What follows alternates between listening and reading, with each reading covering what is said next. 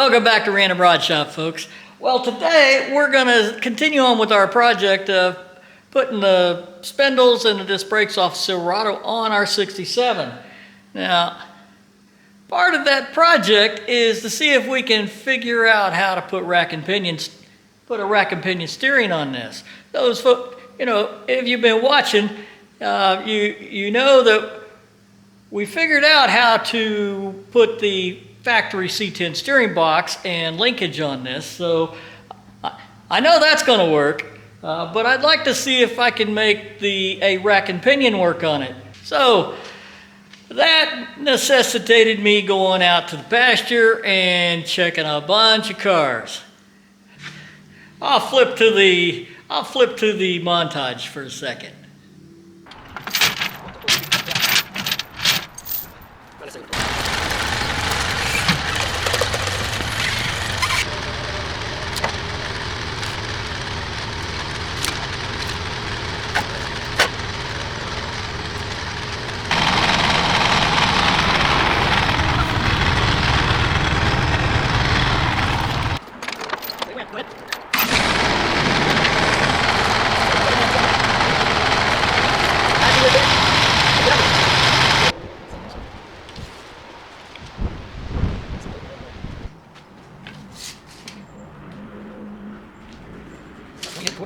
Somewhere around 28.25.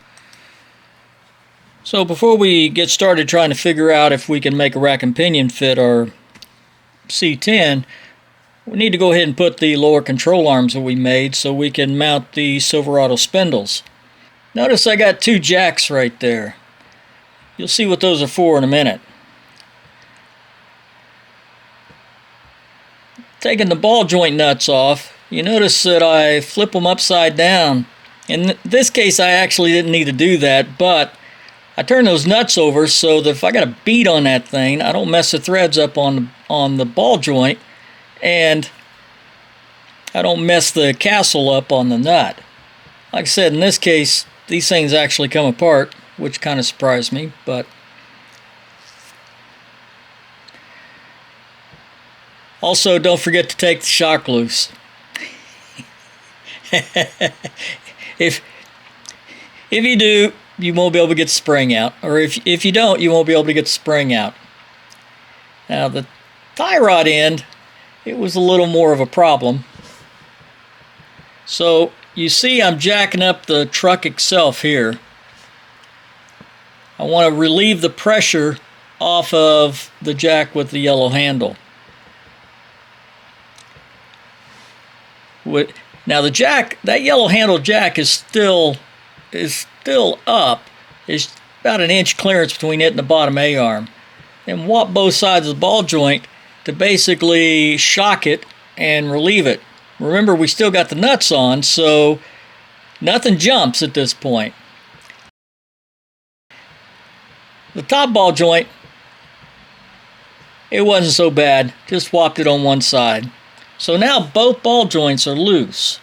And so the idea is to jack up on the bottom of that A-arm until those nuts get loose. Now everything is loose, right? So I'm going to go ahead and take the spindle out. Or I thought I was going to take the spindle out. Apparently at some point the truck had been drug with no wheels on it, and that disc brake cover is all bent up. Tried to straighten it out enough to get it, get it where it would come off, but yeah, it didn't want to give up the ghost. I'm going to have to go ahead and pull the rotor off so that I can really get in there and kind of manhandle that disc brake cover in the back. These nuts were a lot tighter than I would have expected, but they came off. Alright, you can see that thing just rolled all the way under. Get everything right, it'll come off.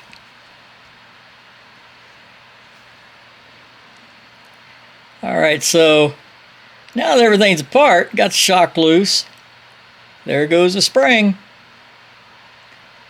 That is a much safer way to do that. That spring has a lot of energy contained within it, so never mess with those coil springs unless you've got a floor jack underneath it so that you can control how fast it lets off. I decided I wanted to leave the steering box on the truck so that I could see where the factory steering shaft was at.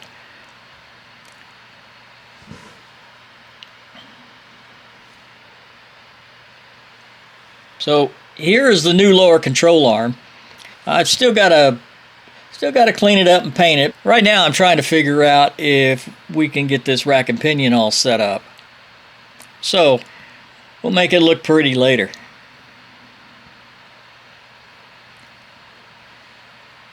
You notice I've got a scissor jack underneath that crossbar.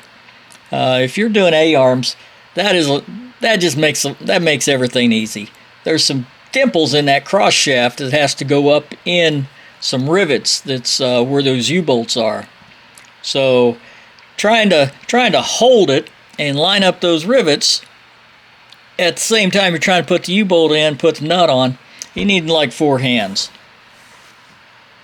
Scissor jack is your friend.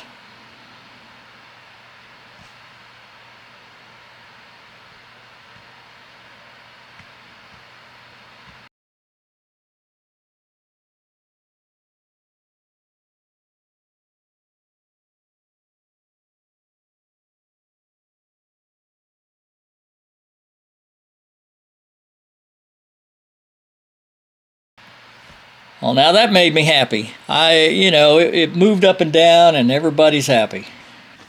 All right. Those who've been following along know we've already kind of laid out the rack and pinions that I had actually stashed, and we kind of come to the conclusion that maybe a Mustang 2 was going to be close. But I didn't really know, so that's what necessitated going out and raising a bunch of cars up and seeing if we could figure that out. In the end, I came back to the Mustang. Now, I did decide that a later Mustang might be a little better fit. I've got a 97 Mustang, and the threads on the tie rods are the same as the Silverado. So I went ahead and pulled the rack off of the 97 Mustang. And let me turn the camera around. So this is the 97 Mustang. I actually have a Fox body out there too. So this is the one out of the Fox body. And that is the manual. It's a Flaming River Mustang 2 rack and pinion. Relatively speaking, they're all the same. There's some minor differences between them. That Flaming River, the distance between the center to center is about 16. On these two, it's about 15 and a half. About 15 and a half center to center. I ended up going with the 97 because the Silverado tie rod ends go right on there. So let's stick it on there and let's see what kind of problems we're going to run into.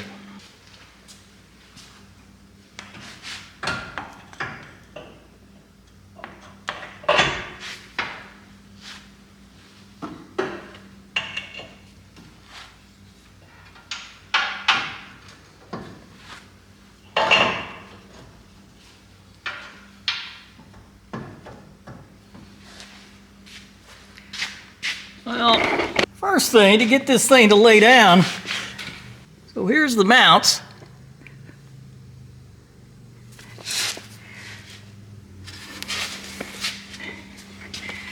So you can see the mounts are tilted, but what's causing the problem is this rack and pinion is hitting this motor mount. So let me jack the engine up. Let me get that motor mount out of there.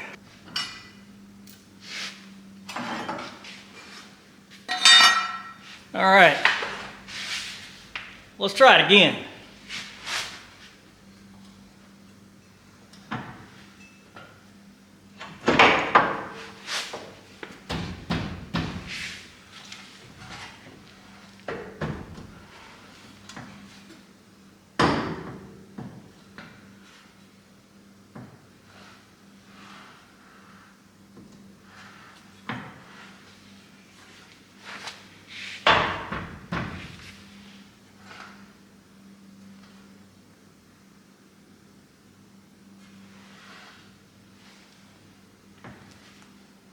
I'm gonna get some jacks and put underneath this thing and hold it in place, and then we're gonna talk about this.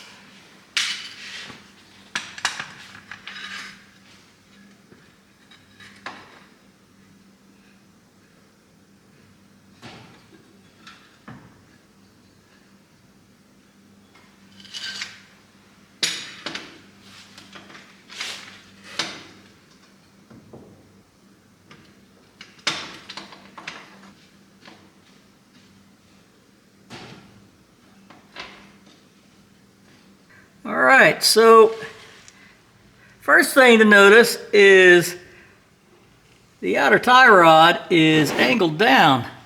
Although, relatively speaking, it seems to be parallel with that lower control arm. If you squint. Same thing on this side. It's close.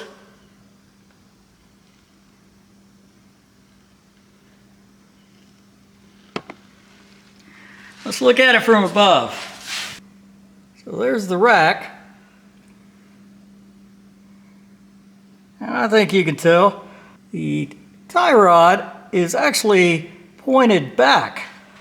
So as it stands right now, the rack is right here and the tie rod is pointed toward the rear. And from the rack, it points down.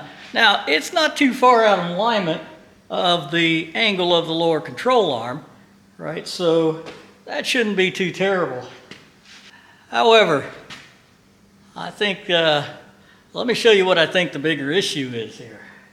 So here is the mounting hole on the driver's side. The one on the passenger side is kind of out in the middle of nowhere, so I'm not sure there's a problem on that one. The one on the driver's side, however, I don't know, can you see the U-bolts that hold that lower control arm? So the stud that needs to hold that, hold that bushing for the rack, is pretty much going to go right through where that U-bolt is. So could it be raised up a little bit? I'm not so sure. It's right at the top edge of the cross member right now. The other issue is, look how close it is to the lower control arm. Now I can raise that up a little bit.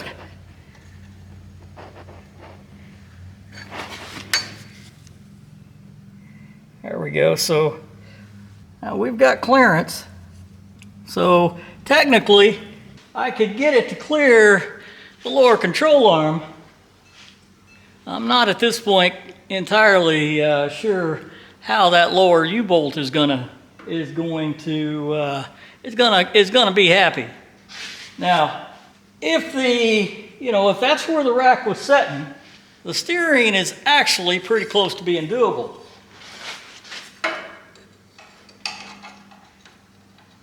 I think it's close. So down there is the steering shaft, and there is the steering box, or the steering column. What I think probably could do, we could shorten this column up and put this end bearing up close to the firewall, and I think it would be close to run the steering shaft from here down there. Now, the motor mount's not going to be happy. Going to have to modify the motor mount bracket, and I haven't tried the later models. The ones that use the different motor mount and the clamshell. This is actually the one for the 67. You can see the steering shaft is going to get in the way of the bracket.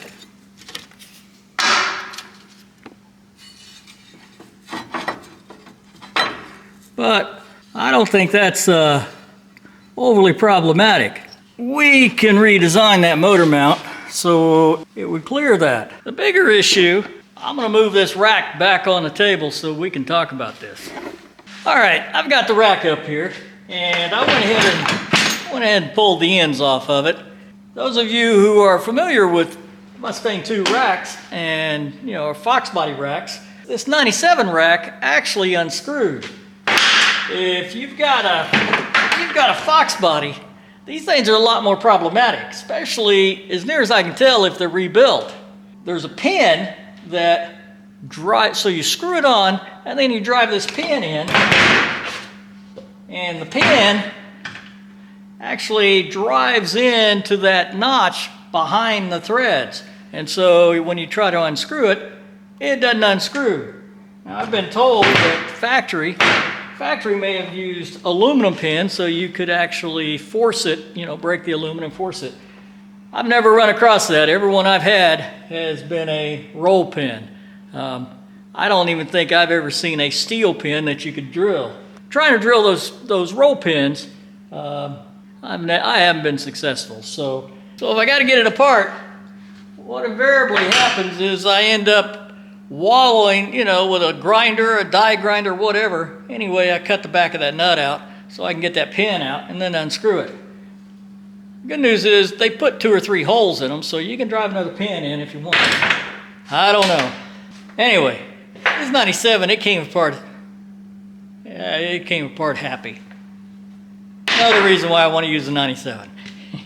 Anyway, what we got going on here is this mount right here was the one causing us trouble.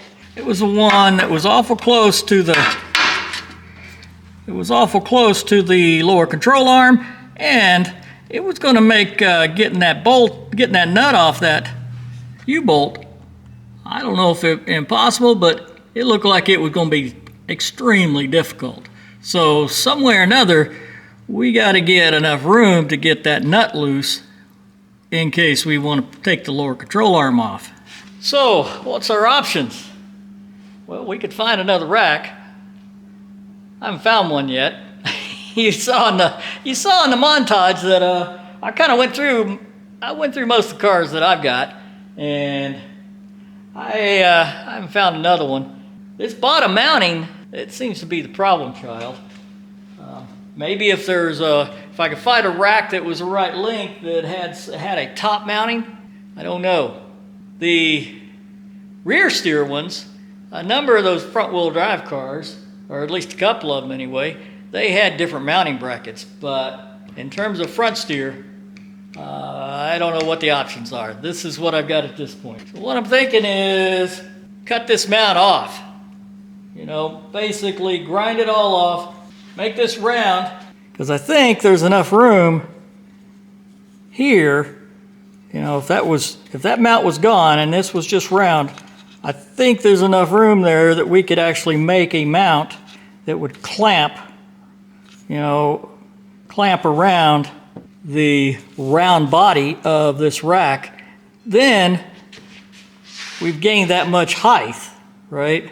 There'll have to be a little bit for the clamp itself, but we've gained a good chunk of this height, which I think would allow us to clear. One, it'd give us more room for the lower control arm, but two, I think it would give us enough room that we could actually get that nut off if we wanted to get that lower control arm off. So, the obvious question is, this seems like a whole lot of effort. And the truth is, it is.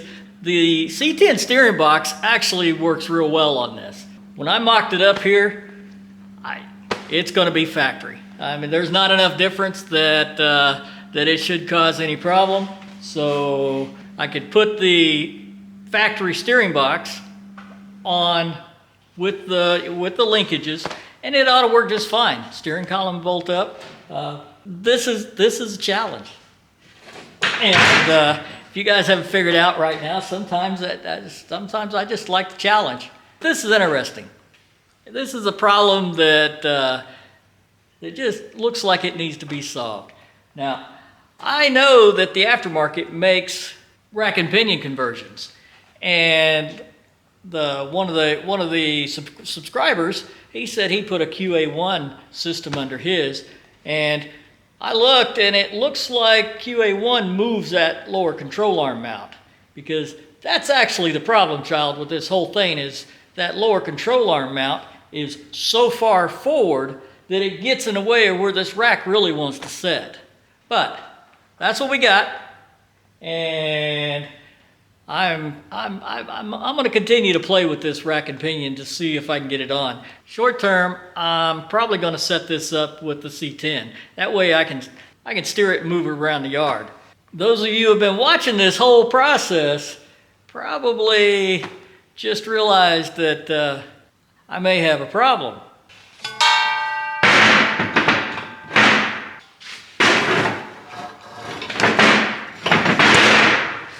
I'll put a link at the end, but to make the C10, the factory C10 steering work, I had to open this taper on this steering arm for that Silverado spindle. Now, given that the Mustang has the factory spindles in it, that has the factory tie rods in it, that's not going to work if you use the Silverado tie rods. So I went down the pasture and I got another set of spindles. So the spindles that's on the truck right now are the ones that this hole hasn't been bored out. So, you know, short term, I'm going to go ahead and bore this one out, put the spindles on the truck, and put the C10 steering box on it so I can move it around.